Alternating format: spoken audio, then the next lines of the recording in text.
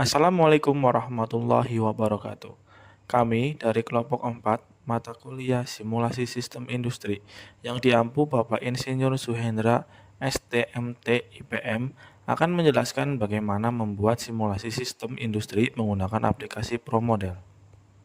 Masalah bagaimana cara meminimasi bottleneck pada proses produk kecap ikan sehingga dapat meningkatkan produktivitas melalui permodelan simulasi menggunakan software ProModel. Tujuan memahami dan mempraktikkan penggunaan software ProModel untuk mengidentifikasi dan meminimasi bottleneck pada proses produksi kecap ikan sehingga dapat meningkatkan output dan efisiensi produksi. Latar belakang proses produksi adalah rangkaian aktivitas yang saling berhubungan untuk mengubah input bahan baku, tenaga kerja, dan energi menjadi output yang bernilai tambah Azure dan Render 2015. Dalam industri pangan, khususnya pada proses manufaktur kecap ikan, efisiensi sangat diperlukan untuk memenuhi permintaan pasar dan menjaga kualitas produk yang konsisten. Pada kenyataan yang sering terjadi, hambatan produksi bottleneck pada beberapa stasiun kerja, misalnya pada proses fermentasi yang membutuhkan waktu lama, proses filtrasi atau pengemasan bottleneck ini dapat menyebabkan penumpukan bahan, meningkatnya waktu tunggu, serta menurunnya output produksi. Untuk mengidentifikasi dan mengatasi hambatan produk tersebut, digunakan simulasi sistem guna modelkan alur produksi secara menyeluruh. Melalui sistem menggunakan software ProModel dapat dilakukan evaluasi terhadap alur proses, penggunaan mesin, waktu, siklus, serta menguji alternatif solusi tanpa mengganggu proses produksi nyata. Hasil dan pembahasan. Berdasarkan hasil simulasi proses manufaktur kecap ikan, ditemukan bahwa bottleneck utama terjadi pada stasiun kerja. Penyebab bottleneck: gudang, area gudang yang kapasitasnya terbatas, produksi, kecepatan produksi lebih lambat dari aliran input, pengemasan, jumlah operator dan mesin kurang dibanding volume produksi, pengumpulan material paling terlihat pada area gudang dan produksi sehingga aliran produksi menjadi tidak seimbang. Kesimpulan, simulasi menunjukkan bahwa kapasitas produksi kecap ikan belum optimal karena adanya bottleneck pada beberapa stasiun kerja, terutama gudang dan produksi. Akibat aliran material mengalami keterlambatan dan output akhir menurun. Dengan pendekatan simulasi, hambatan dapat diidentifikasi tanpa menggunakan proses produksi nyata.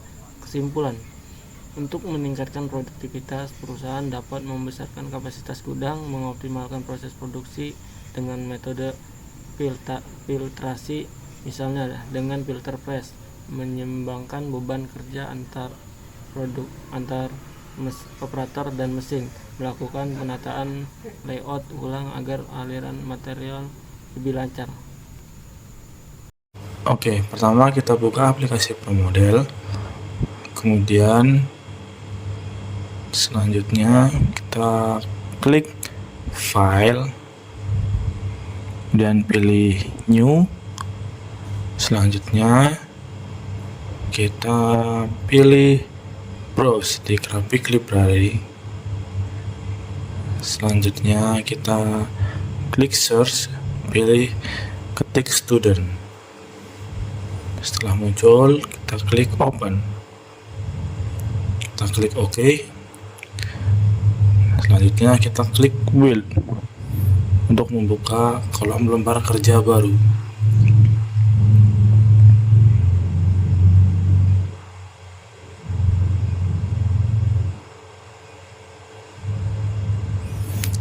Setelah itu kita pilih gambar yang akan kita gunakan. Di sini saya memasukkan gambar truk. Kemudian karena saya ingin memasukkan gambar forklift, saya matikan new untuk menjadikan gambar menjadi satu kesatuan. Kemudian klik new lagi, centang new lagi untuk membuat gambar baru. Di sini saya memasukkan konveyor. Kemudian Lakukan langkah seperti itu sampai semua proses yang kalian inginkan sudah masuk ke dalam gambar.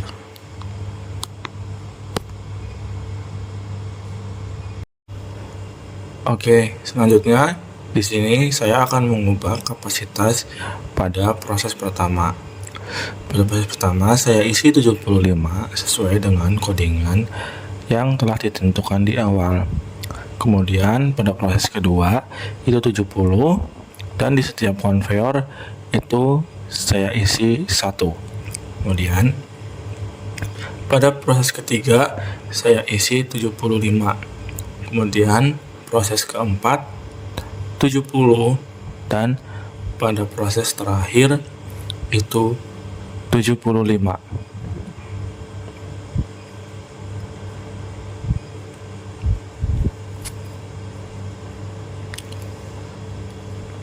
Setelah itu, klik pada ikon gambar pertama untuk memasukkan counter.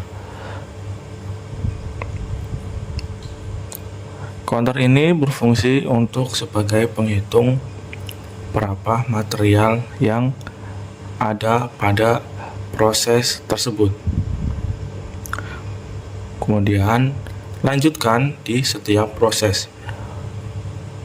Pasang semua counter sebagai acuan penghitung.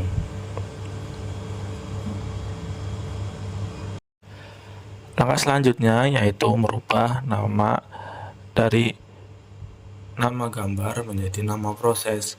Hal ini bertujuan untuk mempermudah setiap orang yang melihat simulasi sistem ini.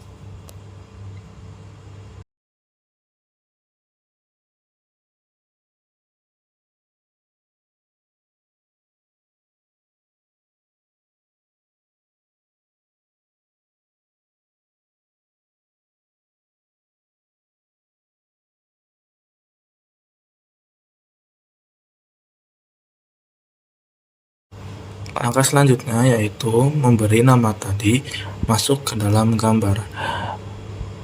Dengan cara kita klik pada nama codingan, kita pilih copy, kemudian kita klik ikon AA pada grafik, yang kemudian kita paste pada gambar yang kita inginkan. Hal ini bertujuan supaya orang yang melihat gambar jadi lebih mudah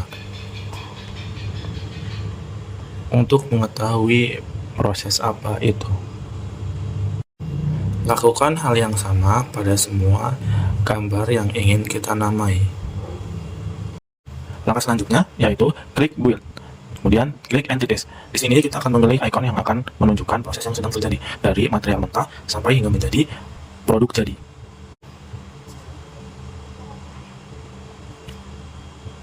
Kemudian selanjutnya kita klik build, kemudian pilih processing. Di sini kita akan menentukan ikon dari awal sampai ke langkah selanjutnya. Kita masukkan dari gambar material datang ke konveyor, kemudian dari konveyor ke gudang, dan dari gudang ke konveyor lagi, kemudian kita masukkan dari konveyor ke proses produksi.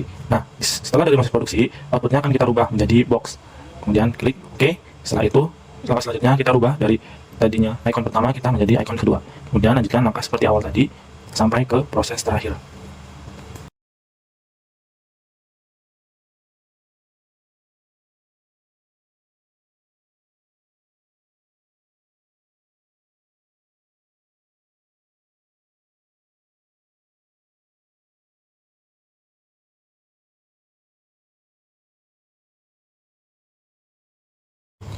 Langkah selanjutnya yaitu kita akan mencoba melakukan running pada simulasi ini.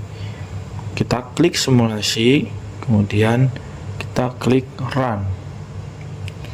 Nah, di sini telah berhasil untuk melakukan simulasi sistem produksinya.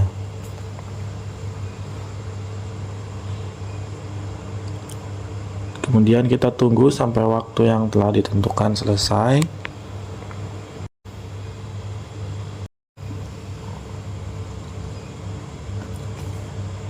Setelah hasil keluar, kita klik yes.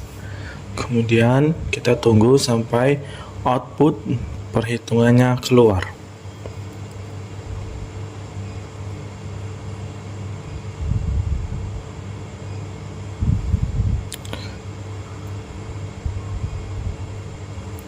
Nah, di sini gambar output telah keluar, menunjukkan scoreboard, kemudian average time in operation, kemudian average time in system. Di sini terlihat warna pink menunjukkan yaitu di mana masih banyaknya proses yang terhenti. Warna pink ini menunjukkan bottleneck dari proses produksi.